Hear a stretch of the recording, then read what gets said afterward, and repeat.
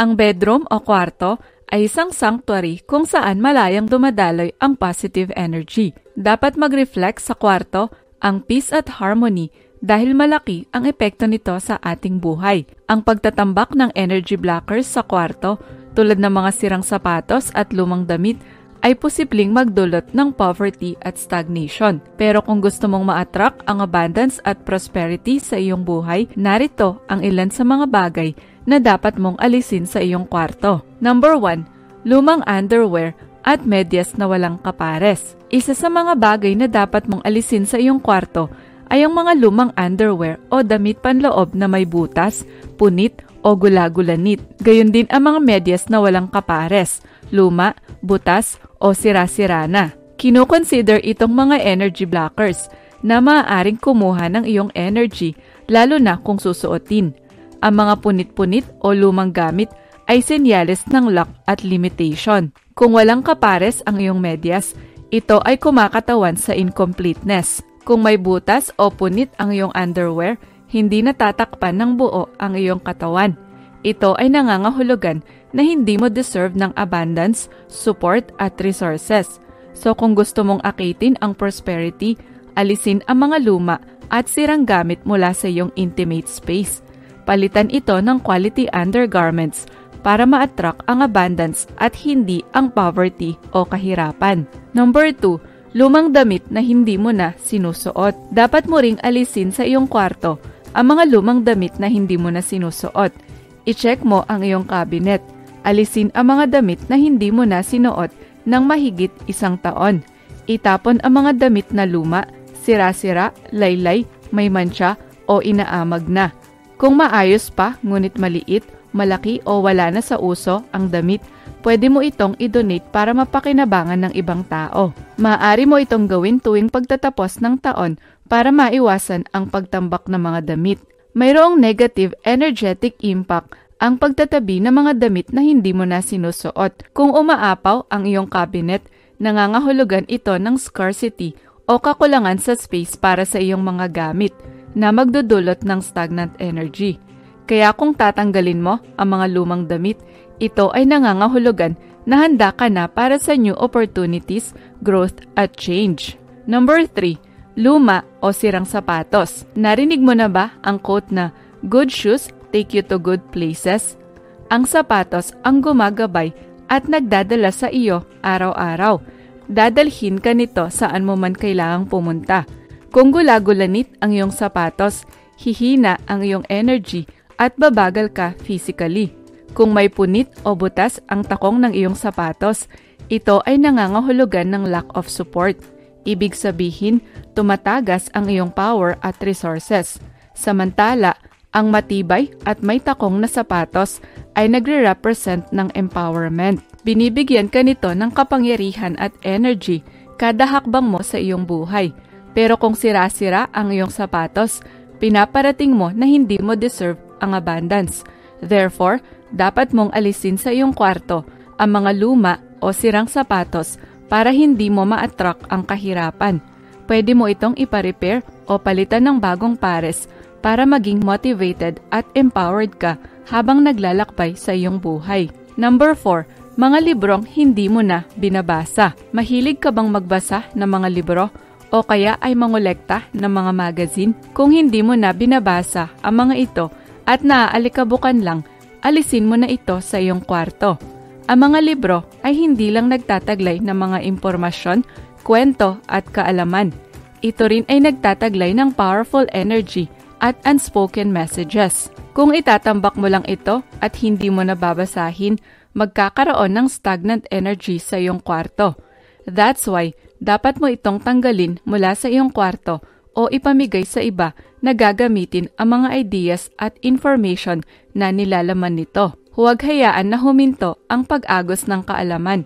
Sa halip, alisin ang mga lumang libro at palitan ito ng bago para magpatuloy ang pagdaloy ng new ideas at knowledge sa iyong buhay. Pwede mo itong iregalo o i-donate upang mapanatili ang pagdaloy ng energy.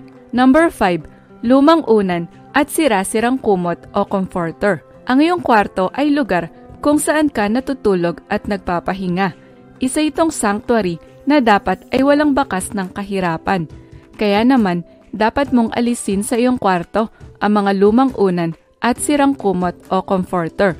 Ang mga unan na hindi na nagbabounce back ay dapat mo nang itapon at palitan. Kailangan mo ring alisin ang mga punit-punit o lumang kumot, punda at bedsheet sa iyong kwarto na maaaring magdala ng depleted energy sa iyong subconscious. Kung natutulog ka sa sira-sira at lumang higaan, ito ay nangangahulugan ng kakulangan sa iyong buhay.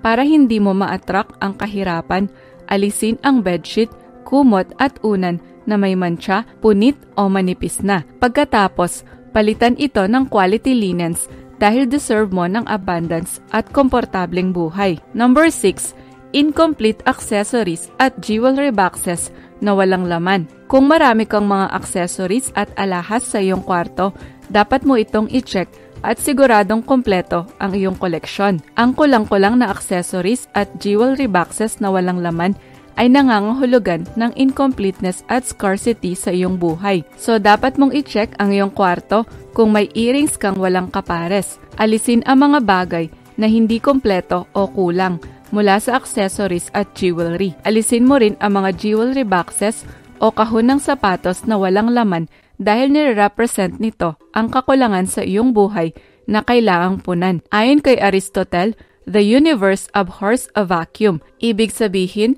ang mga espasyong walang laman ay sumasalungat sa laws of nature at physics, kung saan ang bawat espasyo ay kailangang punan ng isang bagay. Kaya naman, hindi mo dapat itolerate ang scarcity at siguraduhin na ang iyong kwarto ay nagre-represent ng completeness. Number 7, mga kalat na nakatambak. Maliban sa mga lumang damit, dapat mo ring alisin ang mga kalat na nakatambak sa iyong kwarto mula sa physical at energetic clutter. Ugaliin ang pagtatanggal ng kalat mula sa iyong kwarto tulad ng sobrang furniture, bills at mga basag na gamit. Dapat mo ring alisin ang mga tambak na palamuti, paperwork at lumang electronic gadgets.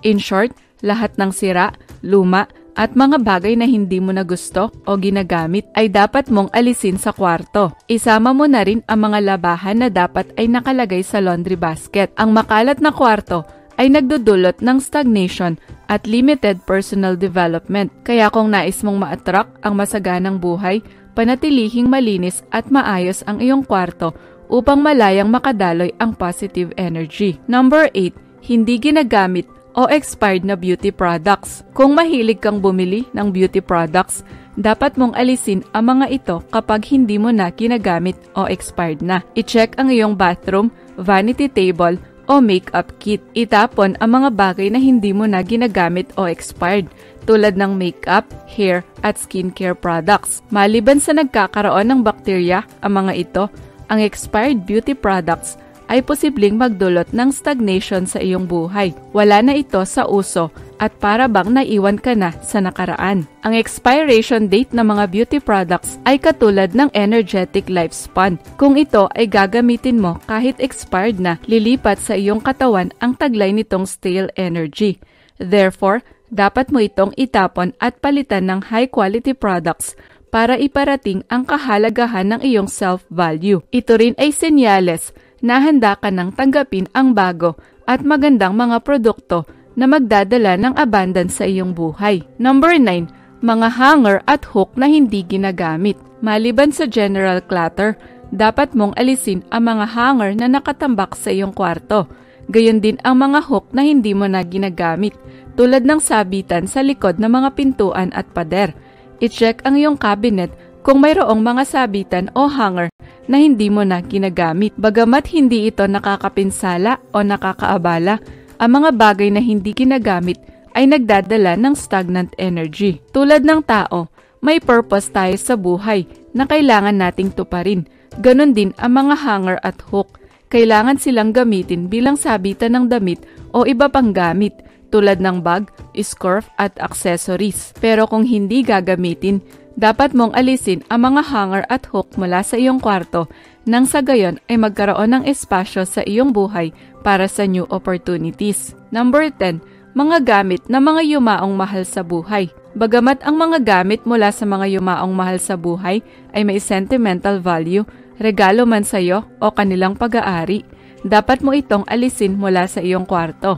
Ang mga bagay na ito ay nagki-create ng emotional attachments na pumipigil sa atin na makapag-move on sa buhay. Pero kung gusto mo ng pagbabago sa iyong buhay, dapat mong alisin ang mga bagay na mula sa nakaraan. Yakapin at salubungin mo ang bagong mundo patungo sa pagbabago. Imbis na itago ang mga gamit ng mga yumaong mahal sa buhay, ilagay sila sa iyong alaala at puso. Pagkatapos, bigyan sila ng permiso na umalis sa iyong tirahan upang maipagpatuloy nila ang kanilang paglalakbay at nang sa gayon ay magkaroon ng fresh energy at new opportunities sa iyong buhay. Ngayong alam mo na ang mga bagay na dapat mong alisin sa iyong kwarto, kailan mo nga ba dapat gawin ito?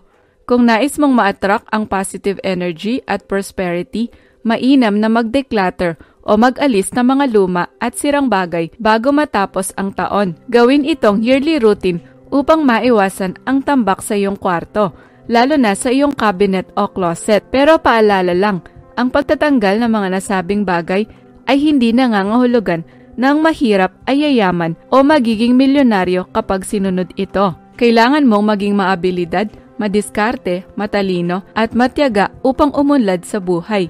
Samantala, ang pagtatanggal ng mga energy blockers sa iyong kwarto ay makakatulong upang mabago ang iyong pananaw sa buhay. Makakatulong ito para dumaloy ang positive energy sa iyong buhay at maging mas malinaw ang iyong mindset. Kaya kung gusto mong ma-attract ang wealth at abundance, simulan mong i-organize at gawing clutter-free ang iyong bedroom.